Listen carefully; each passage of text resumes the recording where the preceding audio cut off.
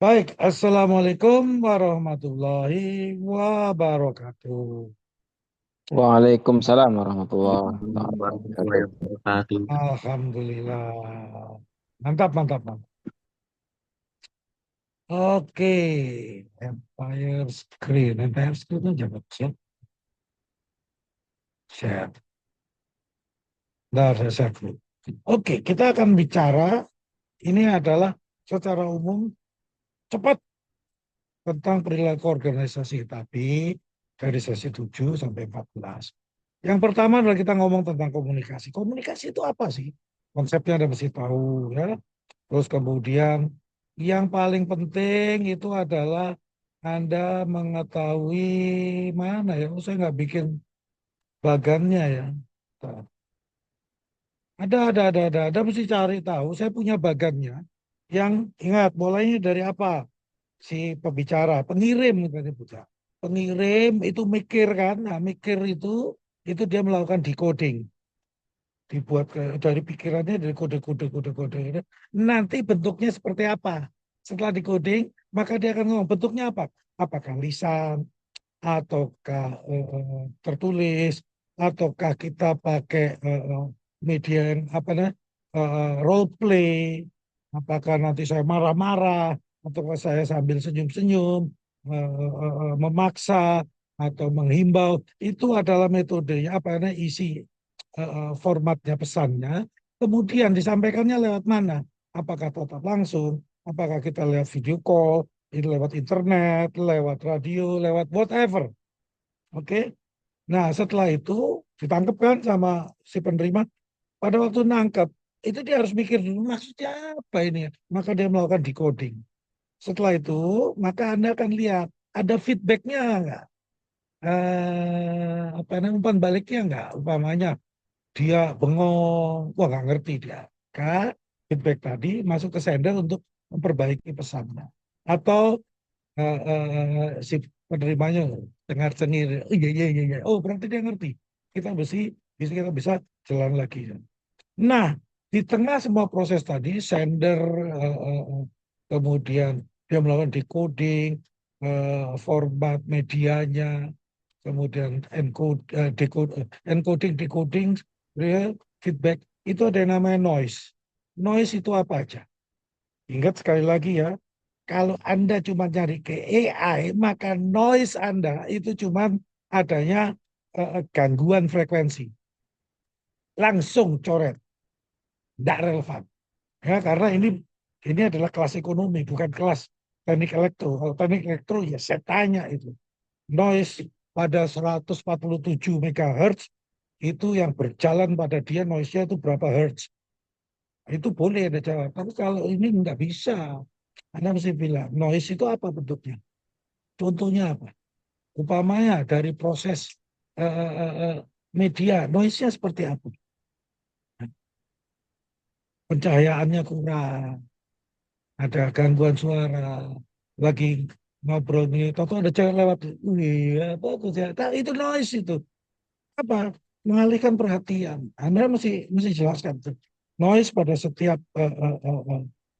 proses tadi, itu apa aja? Bisa jadi saya juga tanya, media apa contoh media? Kalau Anda cuma jawab radio, TV, koran, wah itu mah anak SD. Saya tanya medianya sendiri apa yang dimaksud dengan media? Apa yang dilakukan di media tersebut? Pesan apa yang bisa lewat di media tersebut? Formatnya seperti apa pesan-pesan? Itu Anda butuh tahu. Oke, ada pertanyaan? Biasanya sih nggak ada. Kalau kelakuannya kawan-kawan sih nggak ada. Anyway, tetap saya harus tanya. Nah, kemudian kita akan ngomong tentang apa habis? Oh, kepemimpinan. Kita ngomong tentang kepemimpinan dan kekuasaan. Kepemimpinan sama kekuasaan itu bedanya apa? Kita mesti tahu tuh. Apakah kalau berkuasa itu memimpin atau kalau memimpin itu berkuasa? Nah, ada seperti itu. Terus, memang dosen Sontoloyo. Wajar nih Pak Eko. Jangan lapor sama akademik. Tapi kalau lapor saya hapus videonya. Anyway, Maka di dalam kepemimpinan Anda akan melihat yang pertama itu kepemimpinan itu seperti apa. Faktor apa saja yang membentuk kepemimpinan. Nanti Anda akan tahu di dalam faktor kepemimpinan. Nanti Anda lihat ternyata ada pemimpin informal. Bagaimana Anda bisa mengidentifikasi pemimpin informalnya yang mana, pemimpin formalnya yang mana, yang lebih diikutin yang mana. Kalau Anda bisa mengidentifikasi itu, komunikasinya menjadi enak. Kapan lewat jajaran manajemen, kapan lewat serikat buruh, kapan lewat warung. Bisa lebih efisien Anda. Oke, itu kepemimpinan. Kemudian kita melihat kekuasaan. Kekuasaan ini datangnya dari mana? Ada beberapa faktor yang menyebabkan dia datang. Kekuasaan. Dan saya masuk ngomong kepemimpinan. Kemudian partisipasi kekuasaan. Nah, kekuasaan itu apa? Apa yang membuat dia kekuasaan? Implikasinya apa dari kekuasaan? Sudah? Sumbernya apa saja dari kekuasaan? Ada beberapa sumber kekuasaan dari. Nah, dari situ Anda lihat hubungannya apa ada kepemimpinan kekuasaan. Bisa jadi pertanyaannya adalah pertanyaan kasus. Umpamanya, hmm,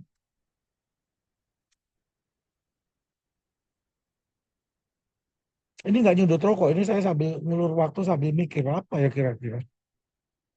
Gini, umpamanya Anda adalah ketua Sekolah Tinggi Ilmu Ekonomi Gizi. Ya.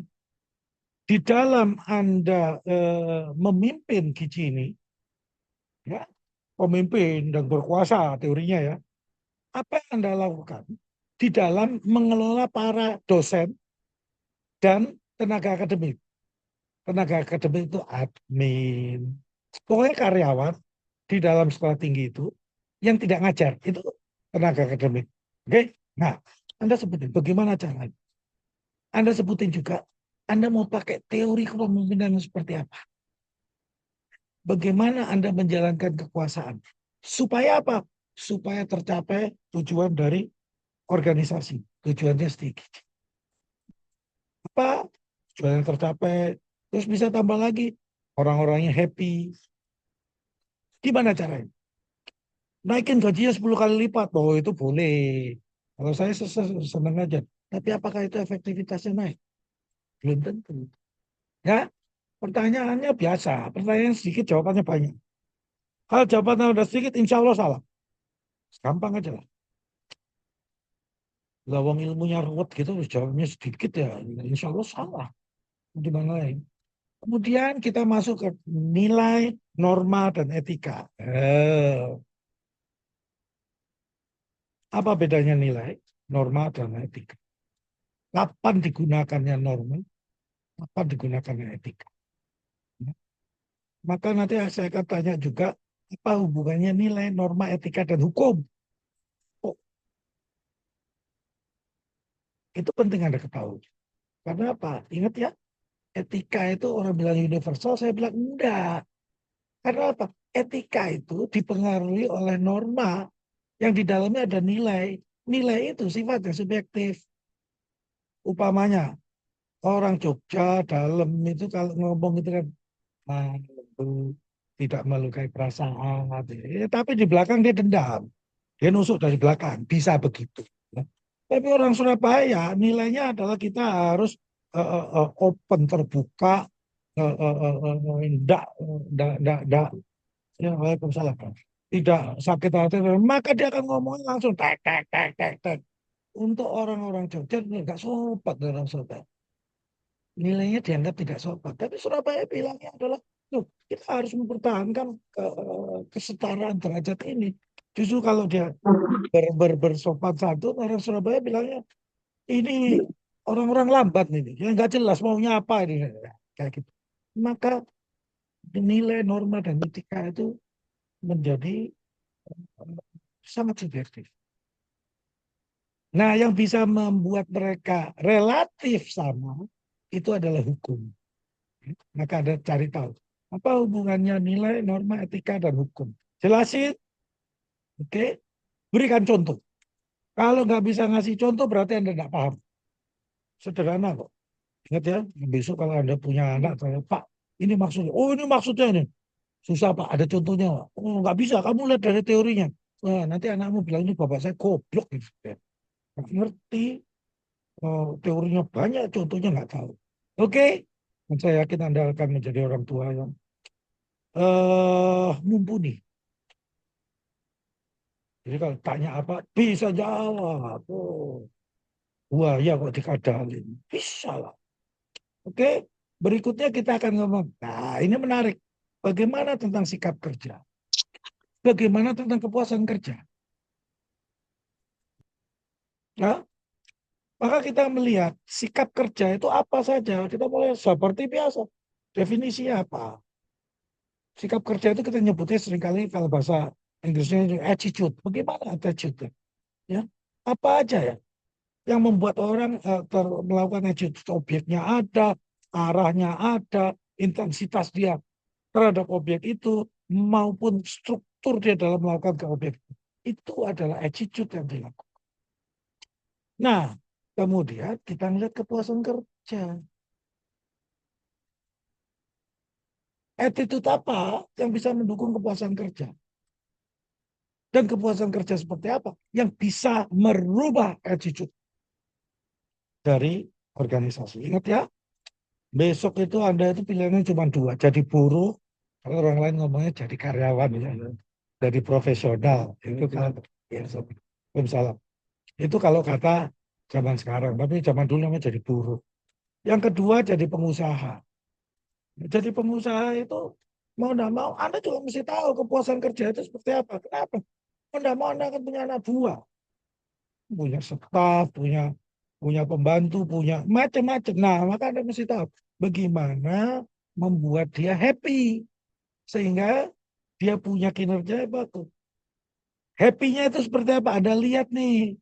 Ingat ya ada dua, ekonomi sama psikologi. Sosial ekonominya apa? Biasanya urusannya dengan remunerasi loh ya. Nah, remunerasi itu apa aja? Bukan cuma gaji. Ingat itu. Itu boleh Anda jelaskan.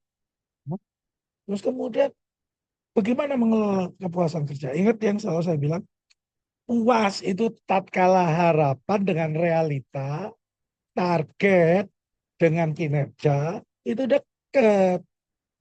Kalau kinerja lebih tinggi dari targetnya, oh puas dia. Maka bagaimana cara untuk melakukan itu? Oke ya, pertanyaan sederhana. Apa yang menjadi hubungan dari sikap attitude terhadap kepuasan kerja? Bagaimana meningkatkan kepuasan kerja? Yang berkaitan dengan attitude dari karyawan atau anggota organisasi. Biasa pertanyaannya sederhana, jawabannya panjang kali lebar kali tinggi kali luber. Kalau jawabnya satu lagi ya, saya itu meskipun gila tapi saya nggak goblok. Jadi kalau Anda pakai AI, saya itu bisa baca polanya AI. Dan kadang-kadang AI itu meninggalkan jejak-jejak yang saya paham. Jadi kalau Anda ber-AI, wow, dapat 40 aja udah bagus. Oke? Karena menurut aturan akademik, ber-AI Anda tanpa melakukan penyesuaian, itu nilainya nol. Oh, tapi saya baik lah. 20 sampai 40. Lumayan untuk menjadikan Anda nilainya D. Saya nggak berharap, apakah orang yang pintar. Nah, maka kita akan ngomong berikutnya, motivasi. Satu organisasi, kalau yang kerja tidak punya motivasi, kerjanya bagus loh. Ya bisa dipaksa bagus ya, ya jalan-jalan, tapi kalau bagus enggak. Isinya lebih banyak pemaksaan. Maka motivasi ini akan menimbulkan dorongan dia untuk melakukan dengan suka hati, ikhlas, semangat, menaruh jiwanya di situ. Maka bagaimana caranya meningkatkan motivasi? Di balik lagi, saya mungkin akan pakai kalau Anda jadi ketua gizi. Bagaimana meningkatkan motivasi untuk tenaga pendidik dan dosen? Masih teori ya. Hmm? Maka apa yang mau dikerjakan di motivasi itu? Hmm? Anda mau pakai Maslow boleh, Herzberg boleh, McClelland boleh, terserah. Jelasin biar kelihatan. Maslow udah jelas, Herzberg sudah jelas. Nanti kan ada bilang pendekatannya begitu, implikasinya itu. Oke, ingat ya, jawaban tanpa memberikan penjelasan dan contoh itu cuma berhenti di apal-apalan. Otaknya nggak dapet itu. Eh, Saya kepingin Anda paham. Berikutnya kita akan ngomong tentang budaya organisasi. Tiap perusahaan PT-nya sama. Upamanya produsen mobil, wah produsen mobil. Nah, Toyota itu budaya beda, Ford itu budaya beda, apalagi Mitsubishi budaya beda, nanti ada apa lagi? Hyundai, ya tulisannya Hyundai. Saya kemarin dikasih tahu sama orang, saya kan menjuri di situ. Pertanyaan pertama orang-orang nanya macam-macam, pertanyaan saya berapa? Itu Hyundai itu bacanya gimana? Ternyata bacanya Hyundai. Ya, ini asli dari Korea, Hyundai. Itu beda. Ada KIA. Belum lagi nanti begitu kita masukkan BYD dari Cina. Bagaimana budaya? Beda, padahal sama mobil. Beda. Nah, maka kita mesti tahu apa yang dimaksud dengan budaya tadi. Oke, di mana organisasi tersebut? Dapat ya? Pertanyaan, apa yang membedakan budaya dari Gojek sama Grab? Jelasin itu. Ya, kelebihan, kekurangannya. Jadi secara umum budayanya seperti apa? Bagaimana cara membangunnya? Kelebihan, kekurangannya, tantangannya apa? Dan menurut Anda solusinya? Jangan main bilang mitranya itu potongannya dikecilin. Benar. Ya, kalau saya jadi Gojek jawabnya ya goblok-goblokan. Oke, lu minta berapa potongannya 2%? Jadi, insya Allah 2 minggu tutup. Loh kok bisa? Lah ya nggak ada duitnya lah buat jalanin perusahaan. Waduh, tapi kalau ini dikasih potongan gede, ini kan menyulitkan kita. Yang nyuruh kamu jadi supir Gojek itu loh siapa? Kan nggak pernah ada yang memaksa. Weh, siapa? Arif, Rip, kalau kamu nggak jadi driver Gojek, kamu akan dipenjara atau kamu tak gebukin sehari 3 kali. Gak ada kan? Ya kamu mau jadi supir Jangan Gojek, dong, jangan. jangan. Ya, tapi intinya adalah kalau kamu jadi supir Gojek gak seneng, itu kamu pergi sih enggak apa-apa. Nah, itu yang perlu diperhatikan. Jadi lihatnya secara holistik ya. Apa yang terjadi jangan cuma dari satu sisi pengemudi saja, tapi bagaimana dari sisi korporasi. Itu penting. Wah, Anda kan akan menjadi orang korporasi. Gitu. Dan terakhir kan kita udah ngomong tentang studi kasus Gojek. Well, itu menjadi kuncinya.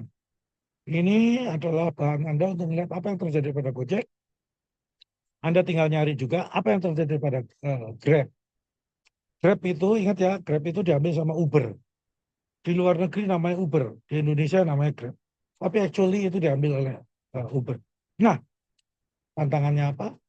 Terus kemudian cara mereka menghadapinya seperti apa? Jelaskan, berikan contoh. Sampai di sini, adakah Anda berpertanyaan?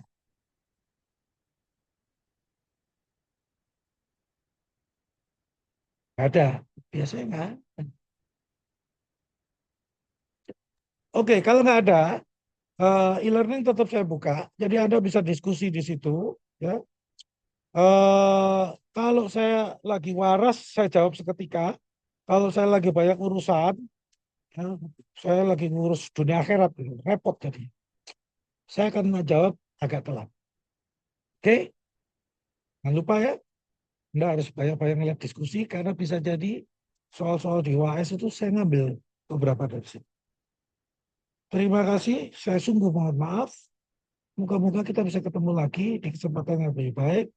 Wallahul muwaffiq ila aqwamit thoriq. Assalamualaikum warahmatullahi wabarakatuh.